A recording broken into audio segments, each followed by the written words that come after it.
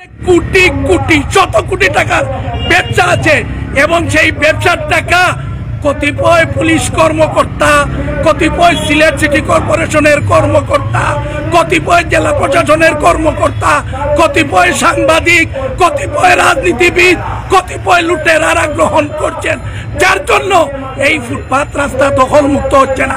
কিন্তু মনে রাখবেন, আমরা সিলেটবাসী জেগে উঠেছে।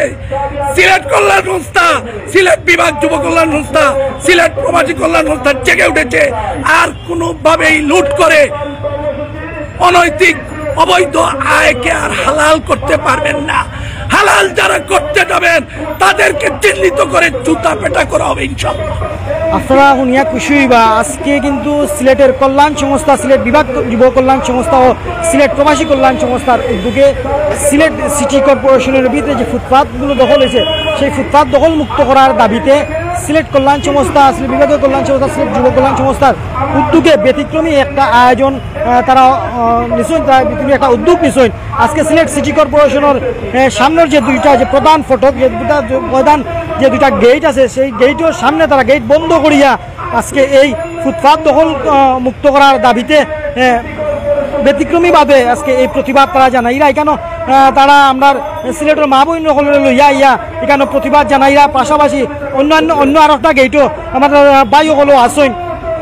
আপনারা জানেন সিলেট শহরের যানজটের জ্বালায় আমরা আটতাম পারি না, ফুটপাথর দখলের জ্বালায় আমরা আটতাম পারি না। সেই কারণে কিন্তু সিলেট কল্যাণ সংস্থা, সিলেট যুব কল্যাণ সংস্থার উদ্যোগে কিন্তু আজকের এই প্রতিবাদী অবস্থান কর্মসূচি তারা পালন করে। আমরা এখানে উপস্থিত আসুন সিলেট কল্যাণ সংস্থা বা প্রতিষ্ঠাতা। আমরা এখানে বসেছি যে সিলেট কল্যাণ সংস্থার, সিলেট প্রবাসী কল্যাণ সংস্থা, সিলেট বিভাগ যুব কল্যাণ সংস্থা দীর্ঘ 28 বছর ধরে ফুটপাথ ও রাস্তা দখলমুক্ত করার জন্য আন্দোলন করে আসছে।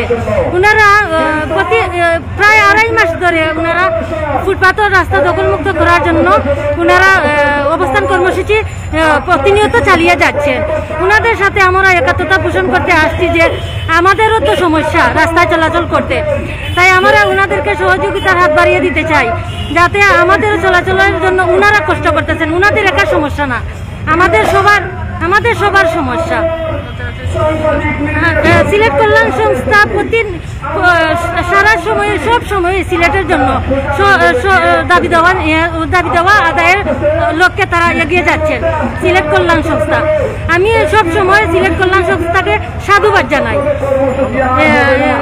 3 ঘন্টার অবস্থান কর্মসূচিতে আমরা নারীরা কেন অবস্থান নিয়েছি? আমরা জল্লারপাড় থেকে সিটি কর্পোরেশনে আসতে রাস্তা এবং ফুটপাতে আমরা আসতে চলাচল করতে অনেক বাধা বিঘ্ন, রাস্তা ভাঙ্গা, তারপরে রাস্তা উঁচু নিচু, এরপরে হকাররা রাস্তা দখল করে আসে, দোকানিরা রাস্তা দখল করে আসে, ফুটপাত দখল করে আসে, অসাধু ব্যবসায়ীরা রাস্তা দখল করে আসে। এরপরে জি জি আবার বলেন জি নগরবাসীর আজকে অসুবিধা আমরা আসতে সময় তো দেখলাম যে নগরবাসীর অসুবিধা হচ্ছে, যে অনেক নারীরা তো হাঁটতে পারতেছেন না, রাস্তার মধ্যে স্বাচ্ছন্দ্যে চলতে পারতেছেন না। আমরা ওনাদের সাথে একতা পোষণ করতেছি যে না, আমরা সিলেট কল্যাণ সংস্থার মাধ্যমে সিলেট মহানগরীর 42টি ওয়ার্ডের রাস্তা এবং ফুটপাথকে দখলমুক্ত করে আমরা কি করব, দখলমুক্ত করে আমরা যাতে স্বাচ্ছন্দ্যে হাঁটতে পারি, চলাচল করতে পারি, সেই ব্যবস্থার জন্য আমরা এখানে সিলেট কল্যাণ সংস্থার সাথে একতা পোষণ করতে আসছি। ধন্যবাদ। আপনারা শুনলেন আসলে সিলেট নগরী যাতে ফুটপাথ মুক্ত হয়, নগরীর ফুটপাথের যে জঞ্জাল, সেই জঞ্জাল যাতে পরিষ্কার হয় সেজন্যই কিন্তু কল্যাণ সংস্থা কাজ করছে। আজকে তো আপনারা নগরীর ফুটপাথ দখল মুক্ত করার জন্য সিলেট সিটি কর্পোরেশনের প্রধান ফটক বন্ধ করে রয়েছেন। এটা শুধু সিটি কর্পোরেশনের কাজ নাকি পুলিশ প্রশাসনের কাছেও আপনার দাবি রয়েছে? আর আজ যারা সিলেট সিটি কর্পোরেশনে বিভিন্ন সেবা নিতে আসছেন, তারা তো এই প্রতিবন্ধকতার মধ্যে পড়ছেন কিনা আপনারা এখানে বসার কারণে, এটা যদি বলবেন। আমার একটা প্রশ্ন আছে আমার প্রশ্ন, গতকালকে আপনি জানেন সারা বাংলাদেশে আলোচিত এবং প্রশংসিত জেলা প্রশাসক ঘোষণা দিয়েছেন সিলেট মাদক মুক্ত হবে, সিলেট কিংবুজ মুক্ত হবে, সিলেটে ফুটপাত আড্ডা হবে না। উনি বলেছেন ফুটপাত মুক্ত হবে, আমি তো প্রশ্ন ফুটপাত মুক্ত হবে, এটা তো আপনাদের আন্দোলনেরই একটা ফসল। এইসব ব্যাপারে আপনার বক্তব্য কি?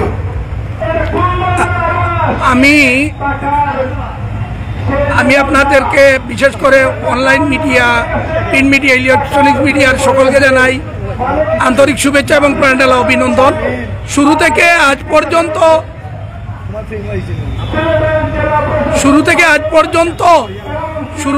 পর্যন্ত আপনারা আমাদেরকে খুবই আন্তরিকতা নিয়ে সহযোগিতা করে যাচ্ছেন এবং আপনাদের সহযোগিতার ফলে আমরা এই কার্যক্রমে আরো উৎসাহ বোধ করছি।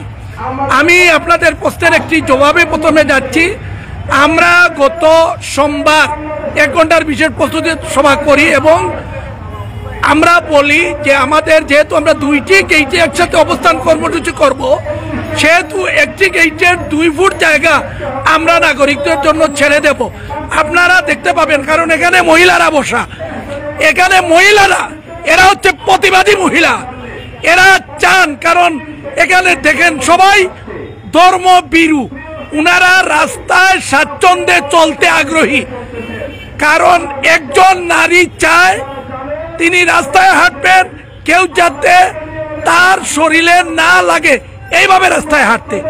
এখন উনারা কেন এসেছেন? উনাদের উদ্দেশ্য একটাই যে এই মহানগরীর ফুটপাত এবং রাস্তা সম্পূর্ণরূপে যেন দখলমুক্ত হয় এবং এই পূর্ণতার জন্য উনারা আজকের এই প্রতিবাদে নিজেদের অবস্থান থেকে সক্রিয়ভাবে অংশগ্রহণ করেছেন এবং আমরা নাগরিকদের অসুবিধা যাতে না হয় সেজন্য আমরা পুরুষদের বাম পাশে, কথা ছিল আমরা এখানে বসবো, মহিলারা ওই পাশে বসবেন, কিন্তু আপনারা দেখছেন বৈরী আবহাওয়া, প্রচন্ড বৃষ্টি হচ্ছে, এর মধ্যে আমাদের এই 2 গেইটে অবস্থান কর্মসূচি চলছে। পূর্ব ঘোষিত বাম দিকে মহিলারা, পুরুষরা থাকার কথা, কিন্তু এখন মহিলারা আছেন, কারণ এখানে এই গেইটে একটি ছাদ রয়েছে, তাদের জন্য মহিলারা নিরাপদ অবস্থানে আছেন, পুরুষরা আছেন ওই গেইটে। ঠিক বাম পাশে আপনারা খেয়াল করবেন, নাগরিকদের যাতে অসুবিধা না হয় সেজন্য আমরা 2 ফুট জায়গা যাতায়াতের জন্য ছেড়ে দিয়েছি। এখন এটা পূর্ব ঘোষিত এবং সিদ্ধান্ত অনুযায়ী আমরা নাগরিকদের জন্যই দাঁড়িয়েছি এবং নাগরিকদের অসুবিধা যাতে না হয় সে ব্যাপারে আমরা খুবই তৎপর। আমরা 42টি ওয়ার্ডের সাধারণ জনগণের কথা বিবেচনায় নিয়ে সিলেট কল্যাণ সংস্থা, সিলেট বিভাগ যুব কল্যাণ সংস্থা ও সিলেট প্রবাসী কল্যাণ সংস্থা ফুটপাত ও রাস্তা দখলমুক্ত করার দাবিতে আন্দোলন করে যাচ্ছে। আজ 3.5 মাস ধরে আমরা রাজপথে আছি, 3.5 মাস হয়ে গেছে। আমি গতকাল আমাদের সিলেটের নবনিযুক্ত জেলা প্রশাসক মহোদয় খুবই আন্তরিকতা নিয়ে একটি নির্দিষ্ট স্থানকে উপলক্ষ করে বক্তব্য দিয়েছেন, সেটি হচ্ছে কিংব্রিজকে উনি ফুটপাত ও রাস্তা দখলমুক্ত করবে এবং মোটরসাইকেলের যাতায়াত করতে দিবেন না। আমাদের দাবি 42টি ওয়ার্ড পূর্ণনগর, একটি জায়গায় এমনিতেই নগর ভবনের কোনো ফুটপাত নিরাপদ না, কারণ কোথাও উঁচু, কোথাও নিচু, কোথাও এমনভাবে ডাল, মানুষের দুর্ঘটনা প্রতিদিন হচ্ছে, কারণ সমান্তরাল রাস্তা হলে সেখানে কোনো ধরনের দুর্ঘটনা ঘটে না, কিন্তু উঁচু নিচু ডাল বাঁকা এই কারণে অনেক ধরনের দুর্ঘটনা হয়। এর মধ্যে ফুটপাতে ব্যবসা, এর মধ্যে রাস্তায় ব্যবসা, অবৈধ স্ট্যান্ডবাজি খুবই দুঃখজনক। এ অবস্থা থেকে আমরা পরিত্রাণ চাই। আমাদের মান্যবর জেলা প্রশাসক, সিলেট সিটি কর্পোরেশনের সিও, এসএমপির কমিশনারের প্রতি উদাত্ত আহ্বান। অতীতে আমরা সিলেটবাসী অনেক নাটক দেখেছি, অনেক আইওয়াচের শিকার হয়েছি, আমরা আর নাটক আইওয়াচের শিকার হতে চাই না। ফুটপাত রাস্তা নিয়ে আমরা 10 দিন 15 দিন 1 মাস দেখলাম ফাঁকা, আবার 31 নম্বর দিন আবার দখলদারি শুরু হলেই সিলেট কল্যাণ সংস্থা আবার রাজপথে নামবে। এখন রাজপথটা অন্য ধরনের, কোন কর্মকর্তা সিলেট নগরীতে গাড়ি নিয়ে চলাচল করতে পারবেন না। আমরা প্রত্যেকটা গাড়ির সামনে অবস্থান নেব, শুয়ে পড়ব, সবাইকে হেঁটে এই রাজপথে চলাচল করতে হবে। আপনাদের প্রতি উদাত্ত আহ্বান, আপনাদের পরিবার রয়েছে সিলেটে, কিন্তু দুঃখজনক আপনাদের পরিবারের কেউ রাস্তায় হাঁটে না, তারা সবাই সরকারি গাড়ি ব্যবহার করেন।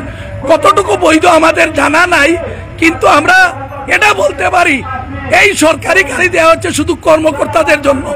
উনার সহধর্মিনী বা শিশুকে স্কুলে যাতায়াতের জন্য কোনো গাড়ি বরাদ্দ দেওয়া হয়নি। আমাদের গাড়ি যায় সাদা পাথর আত্মীয়দের নিয়ে বেড়াতে।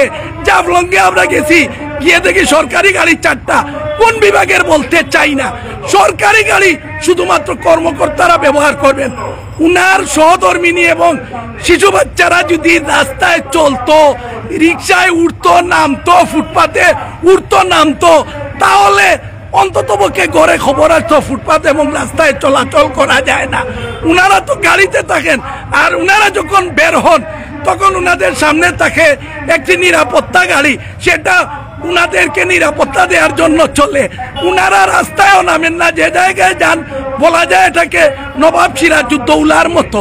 উনারা কখনো রাজপথেও হাঁটেন না, এবং রাজপথে না হাঁটলে কোনো কর্মকর্তা কখনো কোনোভাবেই জানতে পারবেন না যে ফুটপাত ও রাস্তায় আমরা সাধারণ নাগরিকরা কতটুকু ভুক্তভোগী এবং কতটুকু নির্যাতনের শিকার। নারীরা খুবই নির্যাতনের শিকার, নারীরা প্রতিকূল অবস্থায় থাকেন, ইফটিজিংয়ের শিকার হয়।